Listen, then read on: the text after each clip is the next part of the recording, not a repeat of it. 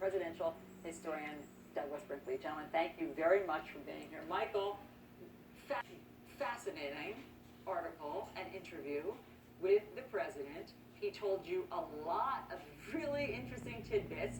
What did you learn yesterday? The president, he told you a lot of really interesting tidbits. What did you learn yesterday? That Donald Trump, President Trump, does not see truth and what we're saying in terms of the voter fraud, for instance, when you asked him 3 million people did not vote illegally or that was baseless. Michael's just repeating what was said to him. It doesn't mean that he owns these notions. So, Professor, we turn to you for that, because this is scary talk. Because, first of all, logically, there's a huge difference between saying something did happen already, like 3 million people voted illegally, and say, see, time will prove. That's not a prediction. That's an assertion of fact that he has no basis for, and saying someday 3 million people may vote illegally. They're very different. Have you ever seen a... It's plain nutty what comes out of the Time article. Michael, you did ask him about where he gets his information. I mean, that's what Douglas is saying. He says, well, I have an article that said it. Or Judge Andrew Napolitano on Fox, who's now been suspended from Fox for saying things that Fox News couldn't back up. You know, he's a highly respected judge. That's where I get it. It is fascinating to hear the president of the United States, who arguably could have the best sources, the best primary sources with 15 about a tweet he had sent around. He retweeted a tweet that gave false statistics about the number of white people in the U.S. that were killed by black people.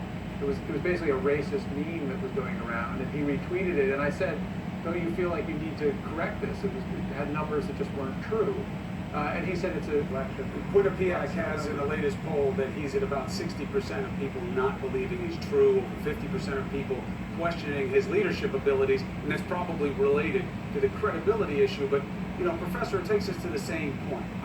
You know, Michael's interview is illustrative of a proposition. Trump does this because he thinks it works for him, and in fact, it has worked up until this point. When he was doing the birtherism stuff, it wasn't because he wanted to be president. It was because it made him relevant. It played on people's appetite for conspiracy, and it just attached. You mean conspiracy like reptilians? And made him relevant. He's doing the same thing now. What does history suggest this leads to? What is it? There is a pattern here that from birtherism to the claim that Mexico was sending rapists across the border, to the claim that Muslims celebrated on 9/11, to the claim that 3 million undocumented people voted, all of them without evidence.